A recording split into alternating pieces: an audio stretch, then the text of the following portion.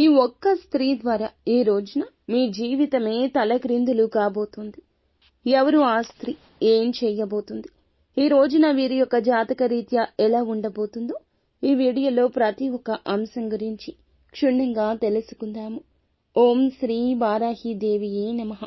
వారాహి మాత అంటే ఇష్టమున్న ప్రతి ఒక్కరూ అమ్మవారిని ఒక్కసారి మనసులో తలుచుకుని కింద కమెంట్ రూపంలో మాకు తెలియచేయండి. ఇక ఆలస్యం లేకుండా వీడియోలోకి అయితే మనము వచ్చేద్దాము.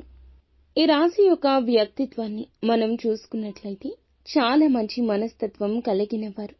ముఖ్యంగా ఈ రాశిని అగ్ని పర్వతంతో పోలుస్తాము. కోపం అంతగా ఉంటుంది. బగబగ మండే పర్వతంలాగా ఉంటారు.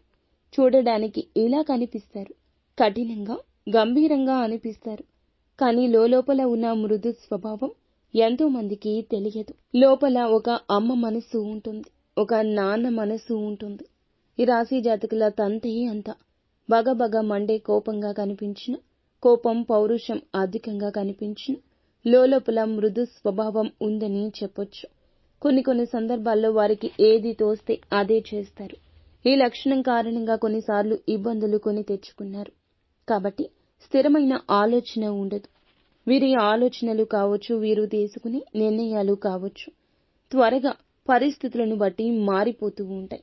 మనోచాంచల్యంతో కొత్త ఆలోచనలు పుట్టుకొస్తాయి. కాస్త తొందరపాటు నిర్ణయాలు కూడా ఎక్కువ.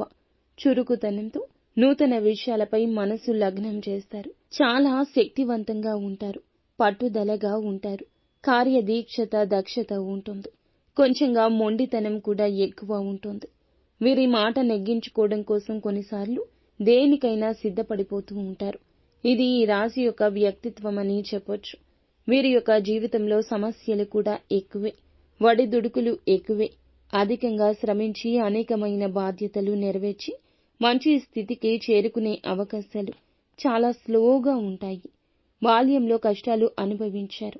యవ్వనంలో స్నేహితులకు, బంధువులకు దూరంగా వెళ్లాల్సిన స్థితి కూడా కనిపించింది. కుటుంబ పరిస్థితులు ఇబ్బంది పరంగా ఉంటాయి. భారమైన కుటుంబ బాధ్యతలు ఎప్పుడూ మోస్తూనే ఉంటారు. ఈ రీత్యా ఈ కారణంగా ఆర్థిక పరిస్థితుల ప్రభావం కూడా ఈ రాశి వారికి చిన్న వయసులోనే అర్థమవుతుంది. కానీ స్నేహితులు మాత్రం వెనుకంజ వేయకుండా ఉంటారు.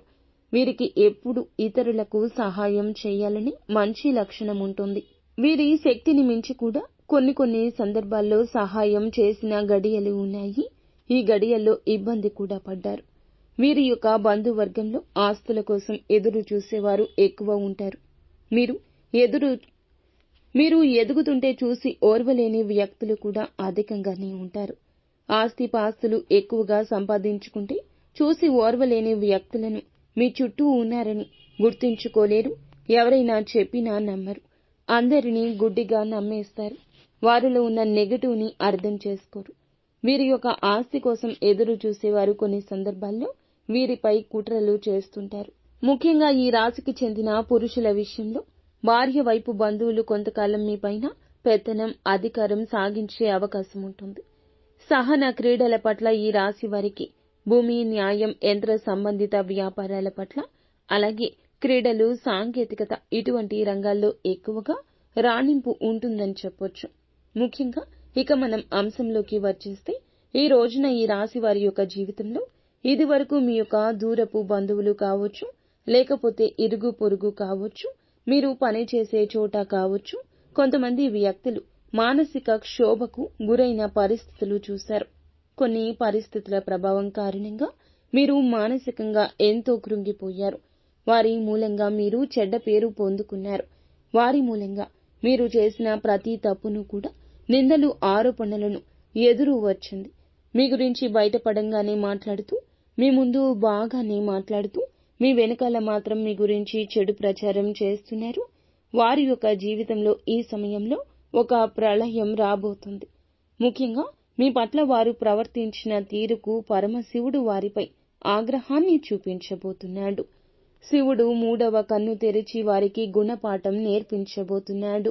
వారి జీవితంలో ఇదివరకు మీ పట్ల ప్రవర్తించిన తీరు ఏదైతే ఉందో అది చాలా తప్పు అనే విషయాన్ని వారు ఇప్పుడు ఖచ్చితంగా అర్థం చేసుకుంటారు. దీనికి కారణం ఆ పరమశివుడు వారిని శిక్షించబోతున్నాడు. వారి జీవితంలో వారికి చక్కటి గుణపాఠం నేర్పించబోతున్నాడు. కాబట్టి పరమశివుని యొక్క అనుగ్రహం మీపై ఉంటుంది. ఆ పరమశివుని యొక్క అనుగ్రహం మీకు కీడు చేసిన వ్యక్తులపై ఉంటుంది. అయితే ఈ సమయంలో వారి జీవితంలో వారు ఖచ్చితంగా గుణపాఠం నేర్చుకునే విధంగా పరమశివుడు వారిని శిక్షించబోతున్నాడు. వారి జీవితంలో వారు చేసిన తప్పు ఏమిటో వారు ఆ తప్పును సరిదిద్దుకోవడానికి మిమ్మల్ని క్షమాపణలు కూడా అడగబోతున్నారు. ఈ విధంగా మీ జీవితంలో అద్భుతవంతమైన ఫలితమైతే ఈ రోజు చూడబోతున్నారని చెప్పొచ్చు. ముఖ్యంగా ఈ రోజున ఈ అంశంలో మాత్రం జాగ్రత్తగా ఉండండి. మద్యం సేవించి డ్రైవింగ్ మాత్రం చేయొద్దు. చాలా ప్రమాదకర సూచన. ఇది వినడానికి ఏదో ఒక హెచ్చరిక సూచనగా చిన్నగా తీసుకుంటారు, కానీ పర్యవసానం పెద్దగా ఉంటుందని ఒక్కసారి ఆలోచించండి. ఏదైనా కష్టాలు, బాధ్యతలు, బరువులు అందరికీ ఉంటాయి. అందులకు గాను దుర అలవాట్లకు, చెడు సాంగత్యాలకు లోను కాకూడదు. ఆ క్షణకాలం సమస్య మర్చిపోతాము. ఆ తరువాత ఆ సమస్య వస్తూనే ఉంటుంది. కాబట్టి మద్యం సేవించి రాత్రి సమయంలో, పగటి సమయంలో అయినా వాహనం నడపడం లాంటివి చేయొద్దు. అంతేకాకుండా అత్యంత ప్రమాదకరమైన అంశం ఇంకొకటి ఉంది. ఈ రోజున మీరు ఈ జాగ్రత్తలు తీసుకోకపోతే ప్రమాదాన్ని జీవితంలోకి ఆహ్వానించినట్లు అవుతుంది. మీరు కీడు చేసిన వ్యక్తులకు పరమశివుడు గుణపాఠం నేర్పించబోతున్నాడు. వారు ఎటువంటి అవమానాలు సృష్టించారో అవే ఇప్పుడు ఎదుర్కోబోతున్నారు. మీ జీవితంలో అద్భుత ఫలితాలను మీరు చూస్తున్నారు. వారి జీవితంలో చాలా వరకు కూడాను చెడుకరమైన పరిస్థితులు ఎదుర్కోబోతున్నారు.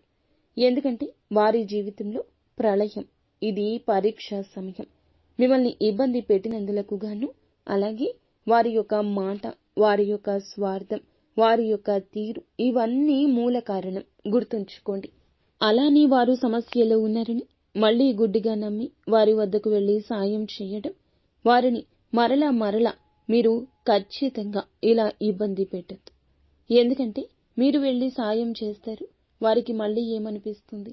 వీరు బాగున్నారు, నాకు సాయం చేసేంత ఉన్నారు అని మళ్ళా దిష్టి పెట్టడం, మీపైన కుట్రలు పన్నడం వారికి పరిపాటి. కావున మిమ్మల్ని అవమానపరిచిన వారు ఈ సమయంలో వారు వారి తప్పు తెలుసుకుంటున్నారని జ్ఞాపకం ఉంచుకోండి. మిమ్మల్ని ఆర్థికంగా నష్టపరిచిన వారు ఈ సమయంలో ఆర్థికంగా విలవిల్లాడిపోతారు. మిమ్మల్ని మానసిక క్షోభకు గురి చేసిన వారు ఈ సమయంలో మానసిక క్షోభకు గురి అవుతారు. మీ పట్ల వారు ఏ విధంగా ప్రవర్తించారో అటువంటి ఫలితాన్ని పొందుకోబోతున్నారు. ఎందుకంటే ఇంకొకరి జీవితంలో వారు మరలా ఇంకొకసారి అలా చేయకూడదు. కావున ఈ రోజున మీరు జాగ్రత్తగా మౌనంగా ఉండండి. ఆ పరమశివుని ఆగ్రహం వారిపై ఉంది. కాబట్టి ఈ రోజు మాత్రం మీరు మళ్లీ వారిని గుడ్డిగా నమ్మడం, వారి వద్దకు వెళ్లి సాయం చేయడం ఇలాంటివి చేయొద్దు. మీరే అప్రమత్తంగా ఉండండి. వీలైతే ఇక వారికి దూరం జరగండి. నిత్యం శివారాధన చేసుకోవడం, ఓం నమ శివాయ అనే పంచాక్షరి మంత్రాన్ని నిత్యము పఠించుకుంటూ ఉండడం మీకు మేలుదాయకంగా ఉంటుంది. అంతా మంచి